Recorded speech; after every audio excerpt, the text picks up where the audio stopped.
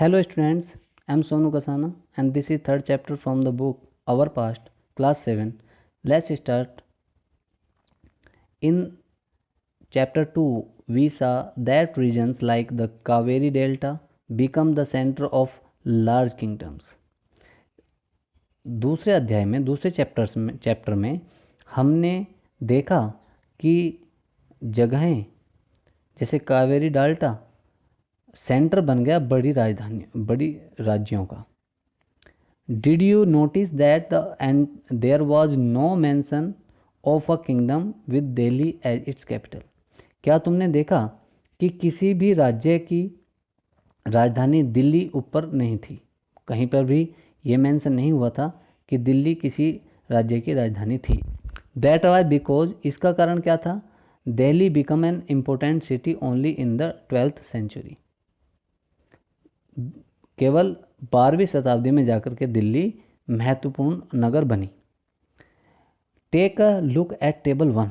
Table 1 पर एक look डालिए. हैं, चलिए जी, ये रहे दी टेबल 1. एक बार देख लीजिए, फिर उसके बाद पढ़ना शुरू करते हैं. मैं बता देता हूँ. राजपूत डायनेस्टीज जिसमें तोमर्स आते हैं, है ना. अनंगपाल आता है, अनंगपाल तोमर हैं. फिर चौहान्स आते हैं, पृथ्वीराज चौहान आते हैं. अर्ली 12th सेंचुरी में आते हैं ये, ठीक है. अर्ली तुर्किश रूलर्स आते हैं. फिर कुतुबुद्दीन ऐबक, शमसुद्दीन इल्तुतमिश, फिर रजिया सुल्तान, फिर गयासुद्दीन बलबन 1266 से 1287. फिर जाती है खिलजी डायनेस्टी जो जलालुद्दीन खिलजी और अलाउद्दीन खिलजी में चलती है. उसके बाद तुगलक डायनेस्टी आती है, गयासुद्दीन तुगलक, मोहम्मद तुगलक, फिरोज शाह तुगलक. फिर आते हैं आपके सैयद डायनेस्टी जिसमें आता है खिज्र खां. फिर आता है लोधी डायनेस्टी जिसमें आता है बहलोल लोधी. ओके, ये देख लिया आपने. चलिए जी, फिर से वापस अपनी उस पर आ जाते हैं. Delhi become first the capital of a kingdom under the Tomar Rajputs who were defeated in the middle of the 12th century by the Chauhans. तो जो दिल्ली जो है वो सबसे पहले राजधानी किसकी बनी? तोमर राजपूत की, अनंगपाल तोमर की. ठीक है. हु वर डिफीटेड, जिन्हें हरा दिया गया in the middle of the 12th century, 12वीं शताब्दी के बीच में, बाय द चौहान. चौहानों ने इन्हें हरा दिया. ऑल्सो रेफर्ड एज चाहमान्स, इन्हें चाहमान भी कहा जाता था. ऑफ अजमेर, जो अजमेर के थे. It was under the Tomars and Chauhans that Delhi become an important commercial centre. ये तोमरों और चौहानों के अंतर्गत ही दिल्ली जो है इम्पोर्टेंट बनती है, कमर्शियल सेंटर बनती है, यानी आर्थिक केंद्र बनती है. मैनी रिच जैन मर्चेंट, बहुत सारे रिच जैन मर्चेंट यानी जैन व्यापारी लिव्ड इन द सिटी, शहर में रहते थे. एंड कंस्ट्रक्टेड सेवरल टेम्पल्स, और वे बहुत सारे मंदिर बनाते थे. कॉइन्स माइंटेड हेयर, यहाँ पर सिक्कों की ढलाई होती थी, यानी सिक्के बनाए जाते थे. कार्ड दहलीवाल, जिन्हें दहलीवाल कहा जाता था. हैड ए वाइड सर्कुलेशन, और इनका एक बहुत बड़े स्तर पर चलन था. सर्कुलेशन कहते हैं चलन होना, फैलना. The transformation of the Delhi into a capital that controlled vast areas of the subcontinent started with the foundation of the Delhi Saltanat in the beginning of the 13th century. Delhi का जो ट्रांसफॉर्मेशन हुआ कैपिटल के रूप में, ये भी इसका भी कंट्रोल ओवर वास्ट एरियाज पर था पूरे उप महाद्वीप में. Start with the foundation of Delhi सल्तनत, और इसका स्टार्टिंग कहाँ से होता है?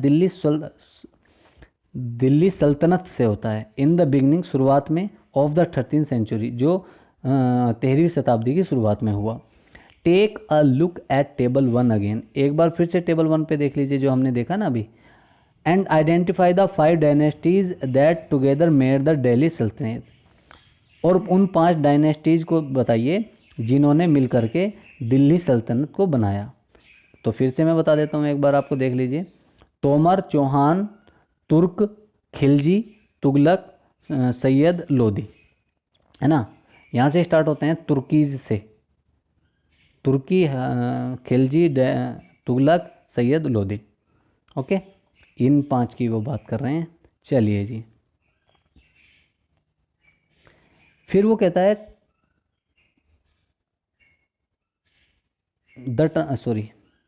The Delhi Sultanate built many cities in the area that we now know as Delhi.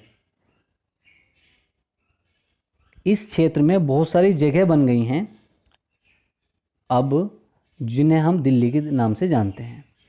The local locate Delhi 1 या आई, दिल्ली आई, कोहना, सिरी एंड जहापनाह। ठीक है, इनमें से 2-3 चीज़ें हैं। एक है, इनमें आपको देखना है दिल्ली आई कोहना, और एक देखना है सिरी, और एक देखना है जहापनाह। ठीक है भाई, चलिए जी आगे आ जाइए। Finding out about the Delhi सल्तनत, दिल्ली सल्तनत के बारे में फाइंड आउट कर लीजिए। चलिए यहाँ से हम अपना ट्रू फॉल्स भी देखते चलेंगे। ट्रू फॉल्स देखते हुए देंगे। ऑल दो inscriptions, coins and architecture provides a lot of information. चलिए जी, ये पहला आपका ट्रू फॉल्स हो जाता है यहाँ पे, ये वाला पूरा। ऑल दो inscriptions, coins and architecture provide a lot of information, और इसे आप लिखेंगे ट्रू। ठीक है, आल्दो से बाद में भी स्टार्ट कर सकते हैं, इंस्क्रिप्शन से स्टार्ट करेंगे, आल्दो नहीं लिखेंगे, इंस्क्रिप्शन से स्टार्ट करेंगे, आई कैपिटल बनाएंगे। Inscriptions, coins and architecture provide a lot of information, और आगे लिखेंगे ट्रू। चलिए जी नेक्स्ट चलते हैं आगे। स्पेशली वैल्यूएबल आर हिस्ट्रीज, और ज़्यादातर हिस्ट्री के लिए वैल्यूएबल हैं तारीख सिंगुलर, तवारीख प्लूरल। तारीख यानी एक वचन, और त्वारीख यानी बहुवचन। रिटन इन पर्शियन, पर्शियन में लिखा हुआ the language of administration under the Delhi सल्तनत, जो दिल्ली सल्तनत की ऑफिशियल लैंग्वेज की है ना, प्रशासन की भाषा थी उस समय। देख रहे हैं, आपको पिक्चर में दिखाई दे रहा होगा ये क्या बना रहे हैं। The author of tawarikh were learned men, और जो त्वारीख के ऑथर थे, लेखक थे, वो सीखे हुए इंसान थे, आदमी थे, मैन थे। सेक्रेटरीज थे, एडमिनिस्ट्रेटर्स थे यानी प्रशासनिक, पोएट्स थे, कवि, एंड कर्टियर्स और दरबारी थे। Who both recounted events and advised rulers on both, recounted on ruler on governance, emphasizing the importance of just rule. Yes, who both recounted events, जो दोनों चीज़ों को ध्यान से देखते थे, इवेंट्स को भी यानी जो कार्य चल रहे थे होते थे उन्हें भी, एंड एडवाइड रूलर, और शासक को सलाह दिया करते थे, ऑन गवर्नेंस पर, सुशासन पर, emphasizing the importance of just rule, यानी न्याय के शासन की महत्ता बताने के लिए, न्याय के शासन की महत्ता समझाने के लिए रूलर को। द सर्कल ऑफ जस्टिस, न्याय का चक्र। Fakhr i Mudabbir wrote in the 13th century, Fakhr Mudabbir 13वीं शताब्दी में लिखा गया। A king can not survive without soldier, एक राजा बिना सैनिकों के जीवित नहीं रह सकता। And soldier can not live without salaries, और सैनिक बिना वेतन के जीवित नहीं रह सकते, यानी बिना तनख्वाह के। Salaries comes from the revenue collected from peasants, और सैलरी कहाँ से आती है? ये किसानों से जो राजस्व वसूला जाता है वहाँ से प्राप्त होती है। But peasant can pay revenue only when they are prosperous and happy, और किसान केवल तभी राजस्व दे सकते हैं जब वे मतलब प्रसन्न हों, खुश हों और प्रोस्परस हों, यानी क्या बोलते हैं, समृद्ध हों, है ना, धनवान भी नहीं लेकिन समृद्ध हों। This happens when the king promotes justice, और ये तभी होता है जब राजा न्याय को बढ़ावा दे, एंड ऑनेस्ट गवर्नेंस, और ईमानदार शासन को। ठीक है, समझ में आ गया अच्छे से। ये होता है न्याय का अर्थात अगर एक राजा न्यायी है, इसका अर्थ है कि वह खुद ही अपने ही लिए अच्छा है, यानी वह अपने आप के लिए ही सर्वाइव का साधन बना रहा है। Keep the following additional details in mind, in details को दिमाग में रखें। पहली, द ऑथर ऑफ तारीख लिव्ड इन द सिटीज़, जो तारीख के लेखक थे वो शहरों में रहते थे, मेनली दिल्ली, ज़्यादातर दिल्ली में, and hardly ever in villages, और मुश्किल से ही कोई गांव में रहता था। They often wrote their histories for sultan, वे अक्सर सुल्तान के लिए अपना इतिहास लिखा करते थे, मतलब सुल्तान का इतिहास लिखा करते थे। In the hope of rich reward, अच्छे रिवार्ड मतलब क्या बोलते इनाम के लालच में। थर्ड पे आ जाइए, दीज ऑथर्स एडवाइड ruler on the need to preserve an ideal social order based on birthright and gender distinction. ये जो लेखक होते थे ये सलाह देते थे रूलर को, शासक को, ऑन द नीड, ज़रूरत के हिसाब से, टू प्रिजर्व, संरक्षित करने के लिए, एन आइडिया, एक विचार, सोशल ऑर्डर, सामाजिक प्रबंधन, बेस्ड ऑन बर्थ राइट, जो जन्म अधिकार के हिसाब से हो, एंड जेंडर डिस्टिंक्शन, और जिसमें लिंग भेद न हो। Their ideas were not shared by everybody, उनके विचारों को सभी मतलब साझा नहीं करते थे, सभी के साथ साझा नहीं करते थे उनके विचारों को। इन 1236 में सुल्तान इल्तुतमिश डॉटर, सुल्तान इल्तुतमिश की पुत्री रजिया बिकम सुल्तान, रजिया सुल्तान बनी। दी क्रॉनिकलर ऑफ द एज, और मतलब क्रॉनिकलर कहते हैं एक बंधी हुई सोच उस युग की। Minhaj i Siraj recognised that she was more able and qualified than all her brothers. Minhaj i Siraj ने ये रिकॉग्नाइज किया है, ये बताया है, समझाया है कि वह अपने सभी भाइयों से ज़्यादा क्वालिफाइड थी, यानी योग्य थी। But he was not comfortable at having a queen as ruler, लेकिन वे यानी उसके भाई कंफर्टेबल नहीं थे, अच्छा नहीं लग रहा था उन्हें कि एक लड़की रूलर बने। Nor were the noble happy, ना ही जो नोबल थे, नोबल कहते हैं एक मतलब जो एलीट होते हैं, मतलब थोड़े अच्छे इंसान, मतलब अच्छे मतलब इन द वे कि पैसे वाले लोग, वो भी खुश नहीं थे एट हर अटेम्प्ट्स, उसके अटेम्प्ट्स पे, टू रूल इंडिपेंडेंटली, स्वतंत्र रूप से अधिकार करने पर। She was removed from the throne in 1240, उसे 1240 में गद्दी से हटा दिया गया। What Minhaj i Siraj thought about Raziya, Minhaj i Siraj ने रजिया के बारे में क्या सोचता था। Minhaj i Siraj thought that the queen's rule went against the ideal social order created by God. Minhaj i Siraj कहता है कि रानी का शासन भगवान के, अल्लाह के सामाजिक प्रबंध के विरुद्ध चला गया।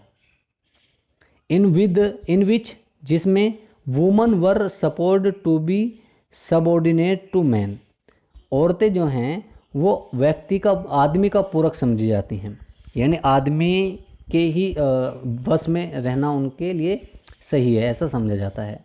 ही देयरफॉर आस्क्ड, इसलिए उसने पूछा, in the register of God's creation, भगवान से, since her account did not fall under the column of man, जब तक कि वह आदमी के अंतर्गत नहीं आता, उसका लेखा जोखा आदमी के अंतर्गत नहीं आता रजिया का। How did she gain from all of her excellent qualities, तो अगर वह उसे आदमी के अंतर्गत ही काम करना था तो वह इतनी सारी अच्छी गुण कैसे लेकर के आ गई? भगवान ने उसे इतने अच्छे सारे गुण कैसे दे दिए? अल्लाह ने उसे अच्छे गुण क्यों दिए? अगर वो उसे इंसान के अंदर मतलब व्यक्ति आदमियों के अंदर ही काम करना था, आदमियों के नीचे ही काम करना था, तो उसे इतने अच्छे गुण क्यों दिए, इतनी क्वालिटी क्यों दी? ऑन हर इंस्क्रिप्शन, और उसके इंस्क्रिप्शन पे, लेखों पर, एंड कॉइन्स और सिक्कों पर, रजिया ने मेंशन किया, रजिया ने लिखवाया that she was the daughter of sultan Iltutmish, कि वह इल्तुतमिश की पुत्री थी। This was in contrast to the queen Rudrama Devi, और ये कॉन्ट्रास्ट करता है यानी विरोधाभास प्रकट करता है रानी रुद्रमा देवी से। 1262 टू 1289, 1262 से 1289 तक। Of the Kakatiya dynasty of Warangal, Warangal की काकातिया डायनेस्टी से जो बिलोंग करती थी। Part of the modern Andhra Pradesh, जो अब आधुनिक आंध्र प्रदेश का हिस्सा है। Rudrama Devi changed her name, Rudrama Devi ने अपना नाम बदल लिया। ऑन हर इंस्क्रिप्शंस, अपने लेखों पर। एंड प्रिटेंड, और दर्शाया सी वाज ए मैन, कि वह एक आदमी है, अपने आप को एक आदमी की तरह दिखाया। जबकि रजिया सुल्तान ने अपना नाम लिखवाया और लिखवाया कि मैं इल्तुतमिश की लड़की हूँ, पुत्री हूँ। अनोदर क्वीन दिद्दा रूल्ड इन कश्मीर, एक और रानी दिद्दा जो कश्मीर में शासन करती थी 1980 टू 1003, 980 से 1980 नहीं 980 980 से 1003। हर टाइटल इज इंटरेस्टिंग, उसका टाइटल इंटरेस्टिंग है, उसका शीर्षक महत्व रोचक है। इट कम्स फ्रॉम दीदी, उसका ये आता है दीदी से, यानी जो उसका नाम बना है वो दीदी से बनाया है, और एल्डर सिस्टर या बड़ी बहन को के नाम से। An obvious affection terms given to a loved ruler by her subjects, एक ऑब्वियस अफेक्शन मतलब प्रेम, term given to a loved ruler, जो एक शासक को प्राप्त होता है अपनी प्रजा से, उस प्रेम के द्वारा उसे दिद्दा कहा जाता था, दीदी की जगह दिद्दा कहा जाता था। एक्सप्रेस मिनहाज आइडिया, और मिनहाज के आइडिया को एक्सप्रेस करते हुए इन योर ओन वर्ड्स, अपने खुद के शब्दों में। डू यू थिंक, क्या तुम्हें लगता है? Razia share these ideas, Razia को इन आइडियाज़ ने प्रभावित किया या शेयर किया। वाई डू यू थिंक, क्या तुम क्यों सोचते हो? It was so difficult for a woman to be a ruler, कि यह बहुत मुश्किल था एक लड़की के लिए शासिका बनना, शासक बनना। चलिए जी नेक्स्ट देख लेते हैं। From garrison town to empire, expansion of the Delhi Saltanat. In the early 19th century, 19वीं शताब्दी के शुरुआत में, the control of the Delhi Sultan rarely went beyond the heavily fortified towns occupied by the garrison। 19वीं शताब्दी के शुरुआत में सुल्तानों के मुश्किल से ही जो फोर्टिफाइड टाउन्स थे उनके ऊपर गए हों। दी सल्तनत सेल्डम कंट्रोल्ड द हिंटरलैंड, जो सुल्तान थे वे कभी कभार ही कंट्रोल क्या करते थे हिंटरलैंड्स को, ऑफ द सिटीज, शहर की। And were therefore dependent upon trade, और ज़्यादातर व्यापार पर ही निर्भर करते थे। ट्रिब्यूट और प्लंडर फॉर सप्लाईज, या तो श्रद्धांजलि या प्लंडर मतलब लूटपाट सप्लाई करने के लिए। कंट्रोलिंग गैरिजन टाउन, और गैरिजन टाउन को कंट्रोल करते हुए in the distant Bengal,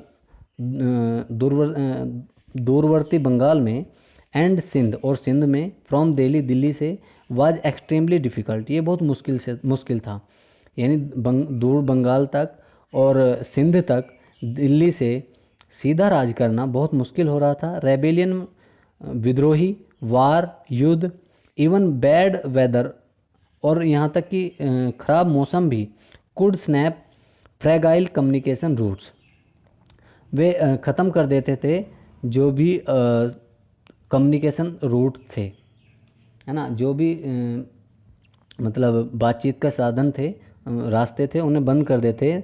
Delhi's authority was also changed, दिल्ली की अथॉरिटी भी बदल गई। By Mongol invention from Afghanistan, जो अफ़गानिस्तान से मंगोल इन्वेशंस आए। एंड बाय गवर्नर्स, और उन शासकों के द्वारा who rebelled at any sign of sultan's weakness, जो विद्रोह कर देते थे एक भी साइन पर, एक भी मतलब चिन्ह पर, एक भी कहीं उन्हें कोई निशान मिल जाता था उस पर, अगर सुल्तान की कमजोरी का, अगर सुल्तान की कमजोरी का एक भी किसी को कोई मिल जाता था प्रमाण, तो वो उसी के ऊपर क्या कर देता था, विद्रोह कर देता था। This sultanate barely survived these challenges, और जो सुल्तान थे ये मुश्किल से ही इन चैलेंजेस का सामना कर पाए, मुश्किल से ही इन्हें सह पाए। Its consolidate occurred during the reign of Ghiyasuddin Balban, और इसने गयासुद्दीन बलबन की जो चीज़ें थी वो कंसोलिडेट कर दी, पक्का कर दी। एंड फर्दर एक्सपेंशन, और आगे भी बढ़ता गया अंडर अलाउद्दीन खिलजीज एंड मोहम्मद तुगलक, और ये अलाउद्दीन खिलजी और मोहम्मद तुगलक के उसमें भी बढ़ता रहा। ठीक है, ओके स्टूडेंट्स, बाकी चीज़ें कल करते हैं, और कल हम यहाँ से आगे स्टार्ट करेंगे the first set of the companion along the internal frontiers, and the code of this video is WS। अपने नाम के साथ आपको कोड पोस्ट करना है कमेंट में। Thank you very much.